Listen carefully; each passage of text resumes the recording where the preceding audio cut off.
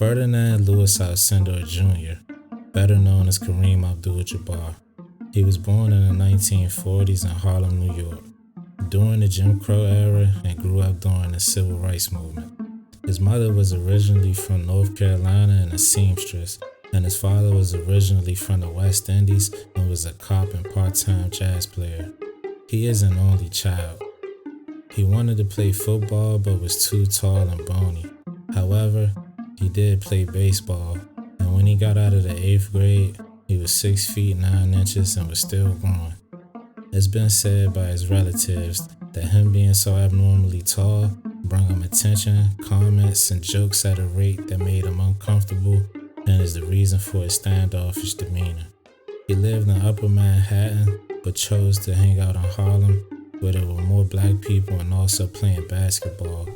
Because he was so tall and bound to be a center, it was advised that a hook shot would benefit him and strictly focused on working on his hook shot. He was given the keys to the school gym by a friendly custodian and would be alone in the gym while he tirelessly worked on his hook shot nonstop. He was given a scholarship to attend Power Memorial Catholic School for his high school tenure. Sometime during his high school tenure, he joined the debate team. He leaned some focus into social justice issues and helped bring attention to the Civil Rights movement, standing with MLK, Muhammad Ali, and Bill Russell. He was also given a varsity jersey as a freshman. He was 7 feet and a quarter inch tall at 15 years old. People instantly compared him to Wilt Chamberlain. He met Wilt Chamberlain in the original Rucker Park in New York, and Wilt Chamberlain took young Kareem under his wing. Kareem also said he was interested in one of Wilt Chamberlain's flings, but was too shy to make a move on her. At 17, he was riding a train home and decided to stop and get off and see what was going on in Harlem where he hung around, and he witnessed the Harlem riots of 1964. He recalls seeing the violence of bottles being thrown, glass breaking, gunshots, and people being killed. He says it made him angry and wanted to effect change. He also says that when choosing where to go to college, he ruled out the South because he didn't want the pressure of being the first black athlete to do anything. In totality, Kareem won 79 games in high school and only lost 2, including a 71-game win streak and winning 3 consecutive championships. One of the seasons he averaged 30 points per game and 20 rebounds per game while only playing half the games, which was roughly 16 minutes per game. Jackie Robinson played a part in recruiting Kareem to UCLA, and his coach expressed he wanted him to get a degree. Kareem started to dive into Islam his freshman year, and some of the Muslims on campus gave him the Quran to read. A fun fact is when Kareem came to UCLA, the varsity team were already the champions, and Kareem's JV team would beat them in practice every day. Another fun fact is that in college, Kareem dominated the game so much that NCAA banned dunking the ball. They blamed it on concern for players getting hurt, but everyone in the sport knew better. Kareem also suffered an eye injury in college that sat him out for a short period. However, that didn't stop Kareem from dominating. In 3 seasons, Kareem went 30-0, then 29-1 twice. That's 88 wins with only 2 losses, winning the championship every single year. He was named an All-American every year. He was named Player of the Year every year by 4 different establishments. He was given first-team honors in his division every year. And in my opinion, he's the best college player of all time. A coin flip landed on tails sent Kareem into the cold Milwaukee atmosphere to play for the Bucks instead of the desert atmosphere in Phoenix to play for the Suns. The Bucks franchise had just joined the NBA the year before Kareem was drafted, winning 27 games in his first season. Rookie Kareem sparked a 29-win increase, winning 56 games his rookie season and taking home Rookie of the Year honors. The team lacked talent in the backcourt and sought out Oscar Robertson, who was starting to age, but had some gas left in the tank at that time. In their first season playing together, Kareem and the Big O would go on to win 66 games, only losing 16, and winning the NBA championship. Oscar just paid you a great compliment. You had a great series. Congratulations. It's a big help. Having to go through Wilt Chamberlain, Wes Unseld, and Earl the Pearl Monroe. Shortly after winning the championship, Kareem then changed his name from Ferdinand Louis Alcindor Jr. to Kareem Abdul-Jabbar officially. His teammates, associates, and relatives said it took some time getting used to. The second year, Kareem and Big O won 63 games, only losing 19, but falling short to Wilt Chamberlain's Lakers in the Western Conference Finals.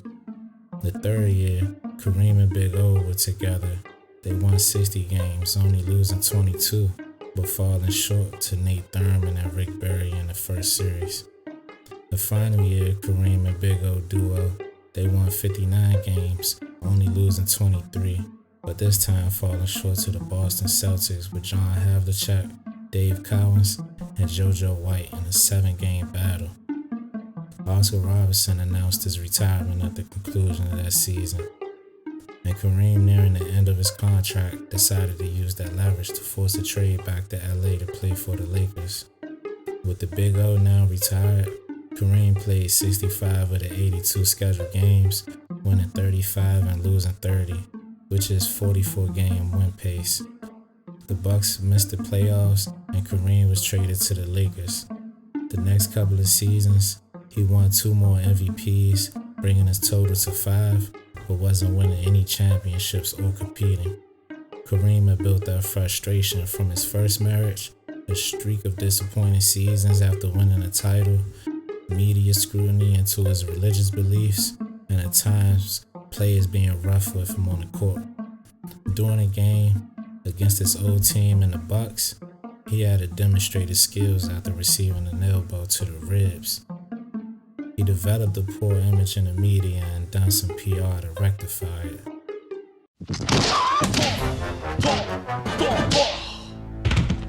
Wait a minute, I know you. You're Kareem Abdul-Jabbar. You play basketball for the Los Angeles Lakers. I'm sorry, son, but you must have me confused with someone else. My name is Roger Murdoch. I'm the co-pilot. I think you're the greatest, but my dad says you don't work hard enough on defense. And he says that lots of times you don't even run down court. And that you don't really try, except during the playoffs. Listen, kid. I've been hearing that crap ever since I was at UCLA. I'm out there busting my buns every night. Everything turned around when Dr. Jerry Buss bought the team and drafted Magic Johnson, bringing in new coaches and players to build a dynasty. The team instantly achieved a 60-win season, and Kareem was named MVP of the season one last time. They went on to look dominant in the playoffs, bulldozing through the Western Conference into the finals. In the finals, they met Dr. J's 76ers and were tied 2-2 in a Game 5, where Dr. J and Kareem were going back and forth until he injured his ankle in the third quarter. He mustered up what he had left and battled through the fourth quarter to give the Lakers the 3-2 lead in the series. He couldn't play Game 6 in fear of further damage to his ankle, so rookie Magic Johnson put on a historic performance to bring the trophy home.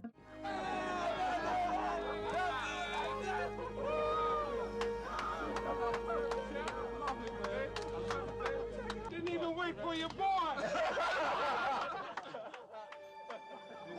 Hey man, they got everything waiting for y'all, man. All the ladies, all the champagne. I'm the valet now. Because Kareem wasn't present at the game, the finals MVP went to Magic Johnson. And Magic stated Kareem was the MVP of the series, and Kareem stated that Magic offered him the trophy, but he declined. Over 30 points in that series, he was actually the MVP. Magic offered to give me the trophy, and I was like, no, we're not going to let that be an issue between us. The Lakers went on to appear in 8 finals between 1980 and 89, winning 5 championships, having to go through players like Dr. J, Moses Malone, Larry Bird, Isaiah Thomas, Joe Dumars, and many others. In totality, Kareem helped his teams to 16 51 seasons, and 8 of those 16 were actually 61 seasons. Kareem won 6 championships and reached a total of 10 NBA Finals, having a record of 6-4 in final series, with the 4 losses coming to players like John Havlicek, Dr. J, and Isaiah Thomas. He won a couple of Finals MVPs, and you could say 2, you could say 3, depending on how you look at it. He won 6 league MVPs while playing against players like Wilt Chamberlain, Jerry West, Elgin Baylor, John Havlicek, Bill Walton, George Gervin, Magic Johnson, Larry Bird, Moses Malone, and many others. He received 15 All-NBA selections in an era where there were only 2 All-NBA teams and only 2 spots for centers, and 10 of those 15 were first teams. He received 11 All-Defensive selections, and 5 of those 11 were first team. He won a handful of block titles, a couple of scoring titles, a rebounding title, and 19 All-Star selections over a 20-season career. His number 33 jersey hangs in the rafters at the Milwaukee Bucks and Los Angeles Lakers arenas, along with a statue. And he passed Wilt Chamberlain to become the all-time leading scorer and stretched the record out to 38,387 points. That has stood for more than 35 years and is only threatened by LeBron James. Personally, because of his accomplishments, because of the sustained greatness and longevity, because of the impact he had on the sport itself, from being a phenom in high school, then college, and in the pros, being a social leader, I believe Kareem Abdul-Jabbar is undeniably, unequivocally, a Mount Rushmore top 4 greatest player of all time, and possibly the number 1 all-time GOAT of basketball. If you enjoyed this video in any way, shape, or form, please leave a like and a comment and subscribe to the channel. I'll be doing more videos just like this. Appreciate it.